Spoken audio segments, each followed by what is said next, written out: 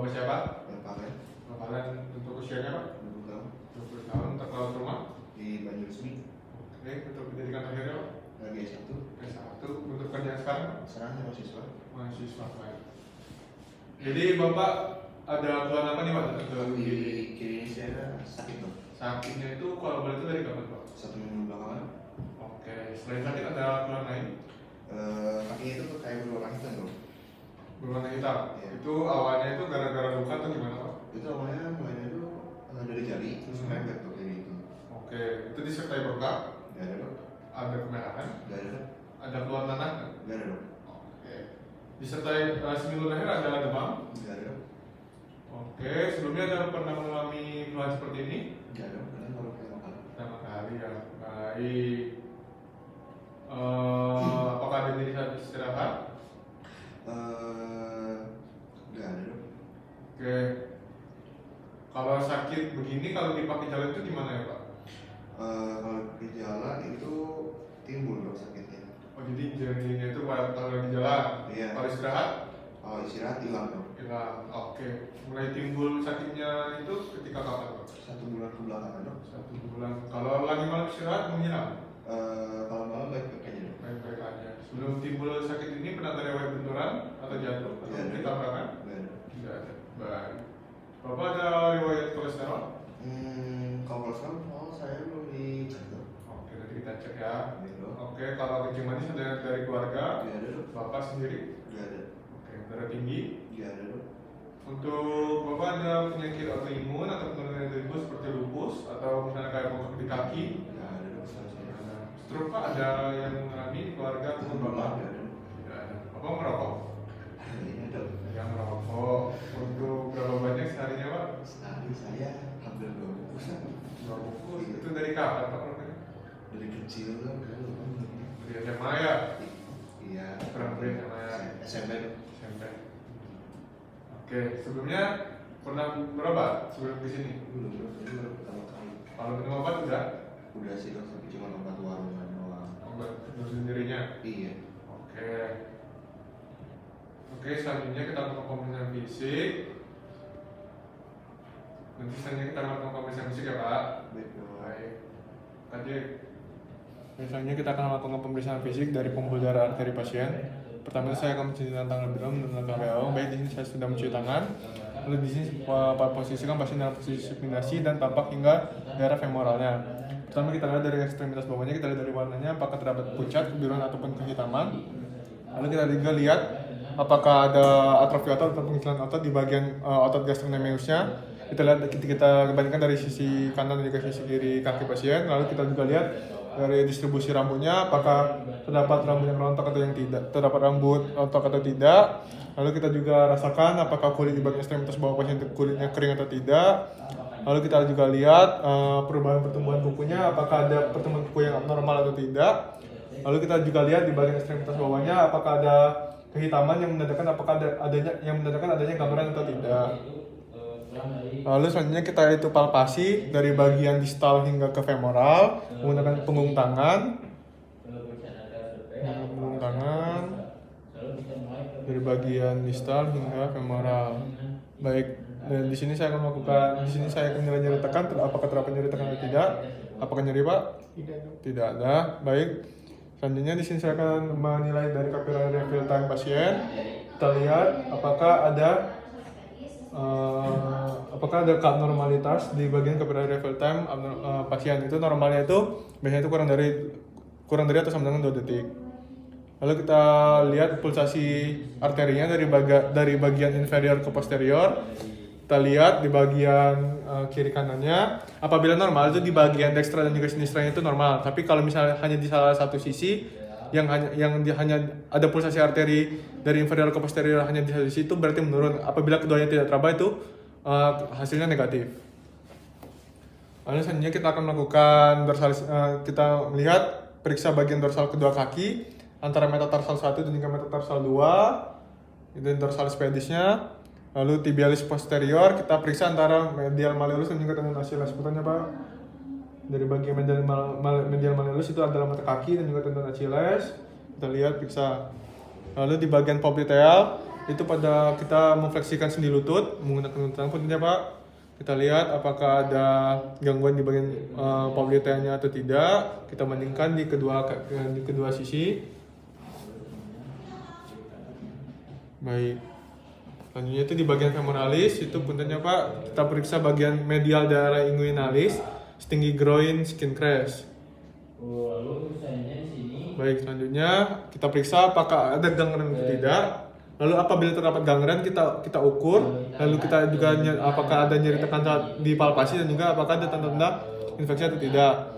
Lalu setelah kita lakukan pemeriksaan fisik, saya akan melepaskan sarung tangan dan mencuci tangan kembali dengan menggunakan sabun. Baik, kalau misalnya jadi pada kesimpulan pada pasien itu ada akut limb ischemic atau chronic limb ischemic, jadi untuk sarannya itu bisa kita rujuk ke spesialis bedah vaskular. Siang Pak, Siang Dok. dengan Bapak Dara yang sudah berganti dengan pusat bedah ini ya. Izin meminta identitasnya Pak. Iya. Dengan Bapak siapa? Data nama saya itu Tono. Bapak Tono untuk usianya Pak? Saya usianya itu 50 tahun. 50 tahun, alamat rumah? Rumah Pusri. Pusri, untuk pendidikan terakhirnya Pak? Saya S3 dong. S3, status pekerjaannya? Saya dosen di salah satu universitas di Indonesia. Oh. Baik, jadi ada keluhan apa nih Pak ke IGD?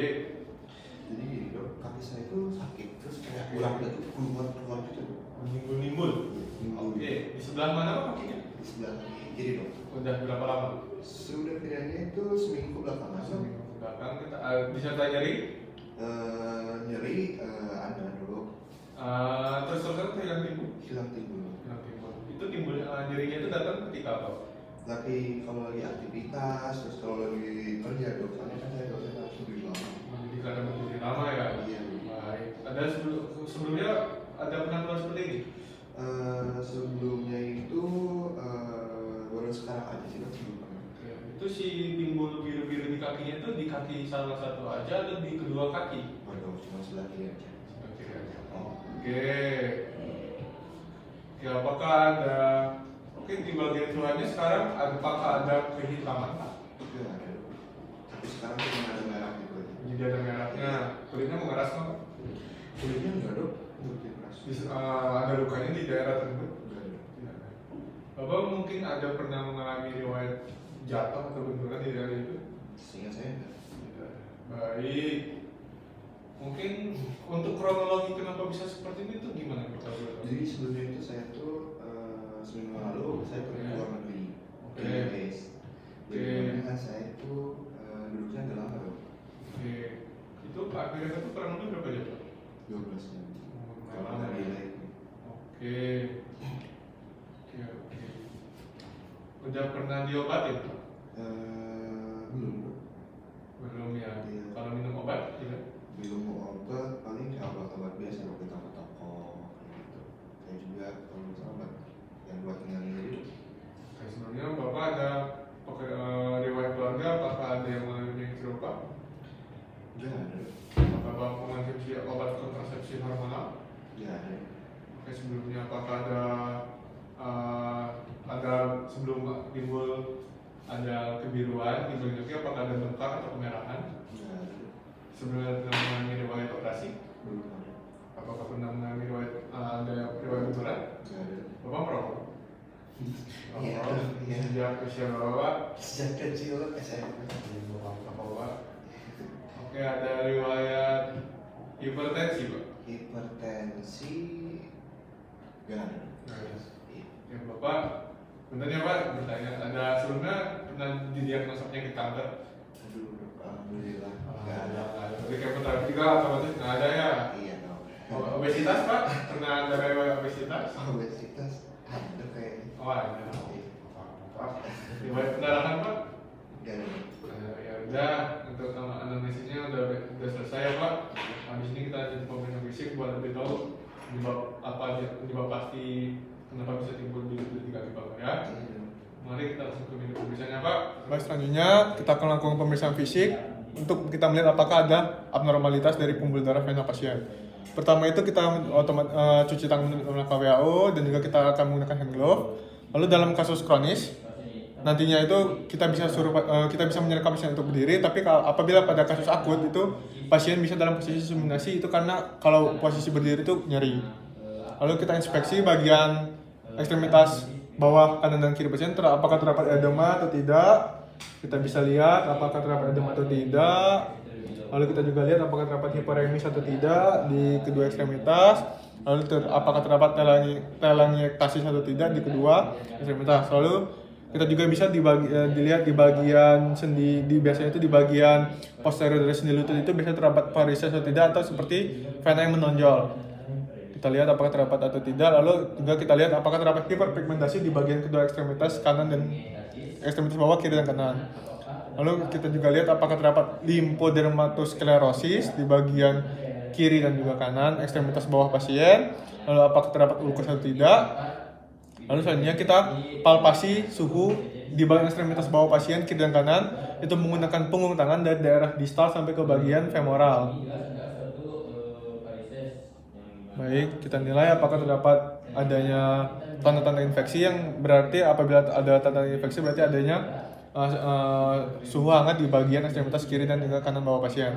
Lalu di sini juga saya akan menilai nyeri tekan, apakah terdapat nyeri atau tidak. Punten ya Pak, saya izin menekan. Apakah ada nyeri Pak? Tidak ada. Kalau di bagian ekstremitas kiri apakah ada nyeri Pak? Tidak ada. Baik, di sini untuk di kedua ekstremitas kiri dan kanan pasien tidak dapat nyeri tekan. Lalu juga kita lihat edema non pitting atau non pitting dengan cara kita bisa memberikan tekanan pada ekstremitas bawah pasien. Lalu misalnya itu untuk kembalinya apabila terdapat edema pitting itu biasanya itu untuk kembali ke posisi awal itu lebih lama dibandingkan edema non pitting, karena biasanya itu kalau edema pitting itu berisi cairan. Lalu kita lihat capillary fill type-nya, kita tekan di bagian kuku jari pasien. Terus kita lihat capillary fill type-nya apabila dia tuh kita bandingkan kita lakukan di kedua sisi, lalu normal itu biasanya tuh kurang dari atau sama dengan 2 detik. Lalu kita lihat dari pulsasi arterinya, kita bandingkan di sisi dekstra dan juga sinistra.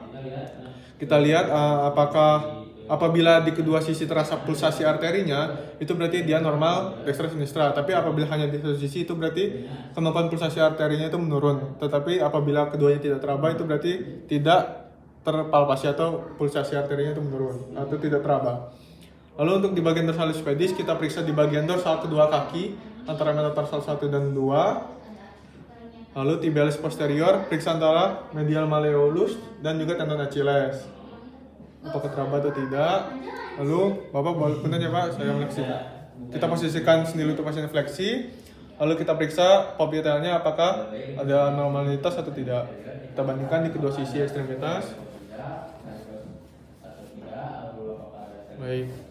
Selanjutnya saya akan periksa vena di bagian femoralis atau di bagian medial daerah yang nulis tinggi groin skin crest. Kita palpasi. Baik, lalu selanjutnya itu Bapak punten, apakah Bapak bisa berdiri? Bisa dong. Baik, Bapak boleh berdiri ya.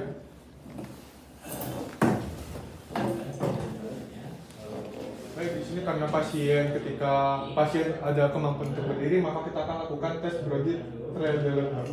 Benar ya Pak? Kita akan pasang torniket.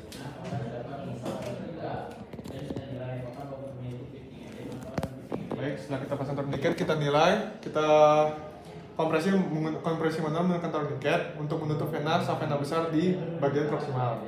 Lalu kita pasien bergerak, lalu kita pasang torniketnya, lalu kita nilai apakah ada ketidakmampuan vena besar dan juga vena perforator. Bapak, apakah ketika kita pasang torniket ini Bapak merasa tidak nyaman? Iya dong. Baik. Baik, kita lepaskan kembali torniket. Baik, secara kesimpulan pada pasien ini itu menderita pada kasus kronis karena di pasien ini masih mampu untuk berdiri dan juga kita lakukan tes Brody trial Delaware. Tapi ketika kita melakukan tes Brody trial Delaware itu pasien mengalami ketidaknyamanan ketika dipasang torniket. Jadi untuk kesimpulannya pada pasien ini ada kasus yang kronis. Baik, mungkin seperti itu saja untuk pemeriksaan fisik pada hari ini. Saya Ridwan Alhamdulillah. Wassalamualaikum warahmatullahi wabarakatuh.